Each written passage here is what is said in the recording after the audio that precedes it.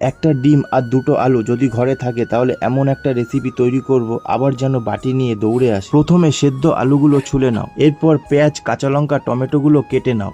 চোখে জল এলে বুঝবে রান্না সিরিয়াসলি হচ্ছে। এবার একটা ডিম ভেজে ঝুরঝুরি করে নাও, মানে ডিমটাকে এমন ভাজো যেন সে আর কখনো আগের অবস্থায় ফিরতে না পারে।